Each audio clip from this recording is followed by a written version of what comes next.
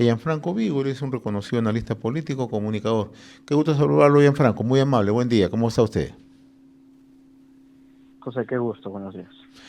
Muy amable. En primer lugar, me gustaría un poco trazar un análisis de parte suya, cómo está mirando el momento político. Recientemente se ha convocado elecciones en abril de 2026, pero con una serie de problemas justamente en este tramo de convocatoria de elecciones. El más serio, sin lugar a dudas, es el tema del crimen organizado, cómo está avanzando en nuestro país. ¿Cuál es su primera mirada sobre el momento político actual?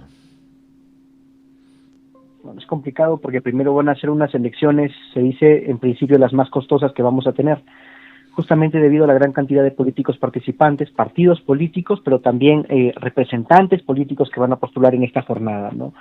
Va a ser una elección atomizada, va a ser una elección fragmentada, y a la que llegamos aún en pañales en medio de mucha incertidumbre política, justamente porque el mayor problema que enfrentamos, bien tú lo has dicho, es el tema de la inseguridad.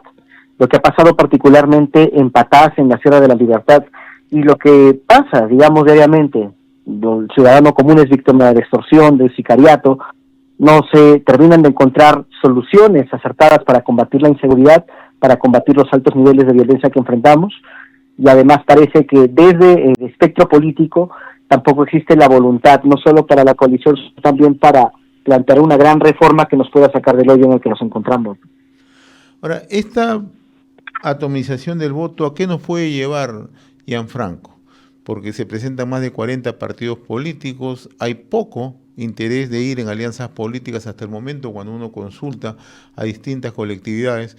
¿Hacia dónde nos puede llevar? ¿Hacia los extremos? ¿Esto es inevitable en el país?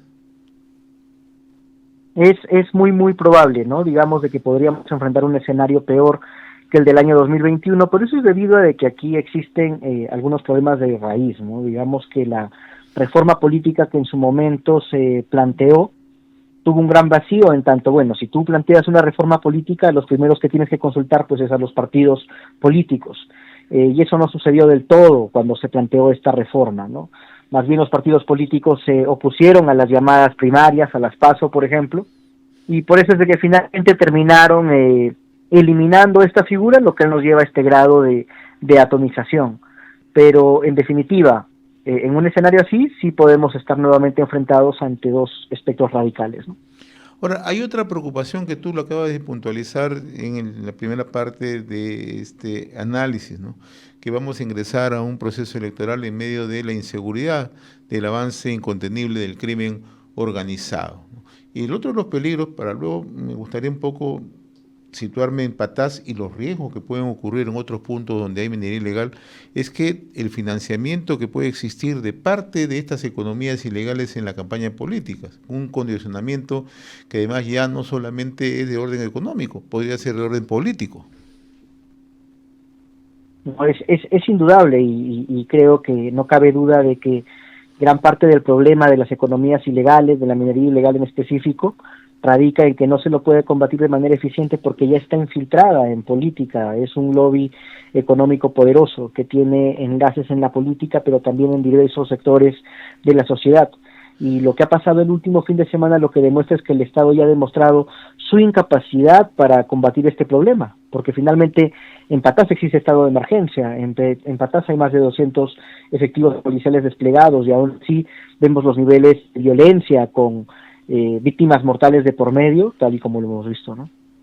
Ahora, el tema, y ahora sí ingresando un poco al tema de las economías ilegales, en Patás hay un elemento que de una otra manera puede salpicar a otras localidades o otras jurisdicciones del país, una asociatividad entre minería ilegal, crimen organizado, pero alto nivel de corrupción.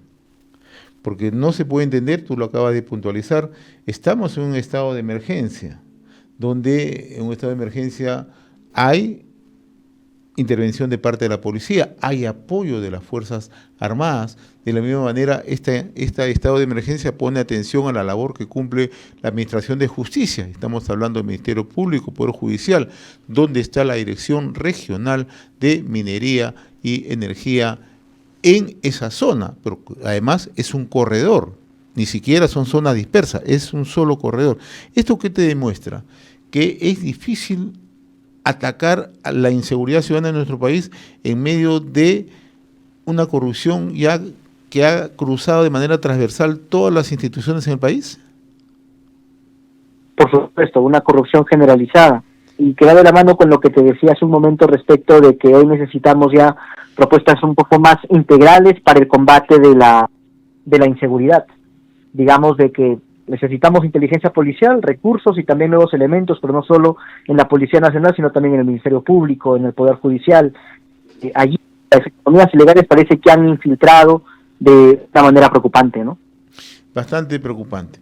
Ahora sí quería extrapolar esto a cómo avanza la minería ilegal y poco se está haciendo.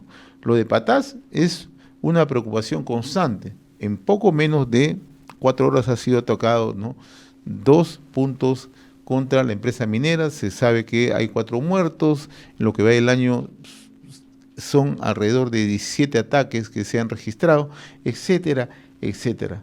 Pero si le echamos una mirada a cómo puede ir avanzando esto en otro punto del país, la situación es más que preocupante. Vamos a situarnos un poco en Cajamarca, por ejemplo, que además el corredor de la Libertad llega hasta Cajamarca, hasta la zona de Cajabamba, por eso que no hay que perder de vista. Pero en Cajamarca tenemos que el avance de la minería ilegal llega a zonas como el propio Cajamarca, Bambamarca, Gualgayot, donde quedan importantes asentamientos mineros, Celendín, fundamentalmente Sorochuco, Chota, Contumasá, Cajabamba, ¿no?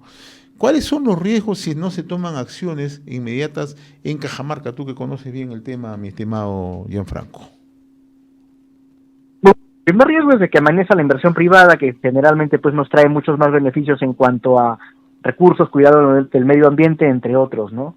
Aquí el combate de la minería ilegal, si bien aún es incipiente, o al menos se percibe así, todavía tiene riesgos sobre todo en estos sitios donde se ha postergado inversiones mineras, pero que le dan paso justamente al paso de las minerías, de las economías ilegales, de la minería informal, ¿no? Como tú bien lo has mencionado, especialmente en distritos como la Encañada, o por ejemplo en la provincia de Cajabamba y otros donde ya existe, ¿no? Pero existe ese riesgo de, primero, frenar la inversión privada; segundo, traer mayor inseguridad hacia la población; tercero, la promoción de otras economías ilegales, porque digamos, minería ilegal también te trae otros problemas, delincuencia, sicariato, prostitución, entre otros. Entonces digamos que es una cadena que realmente podría poner en grave riesgo a la región Cajamarca de darse un escenario como el que hoy vemos en la Sierra de la Libertad. Ahora, ¿te preocupa dentro del análisis que tú realizas permanentemente, Gianfranco, que aquellas instituciones o aquellas organizaciones no gubernamentales, no todas, hay que decirlo porque hay ONG que funcionan muy bien, que no dicen absolutamente nada frente al avance incontenible de minería ilegal, en el caso puntual de Cajamarca, pero sí salen al frente para cuestionar cuando se proyectan inversiones de gran minería responsable, aquella que paga sus impuestos o aquella que de otra manera también es fiscalizada de manera permanente? Bueno, claro, todo tiene su espacio, pero también estamos frente a un problema complejo de por sí, ¿no? Digamos, la línea puede ser muy delgada entre un minero artesanal y un minero informal. Y digamos de que la forma en la que este tipo de actividad ha,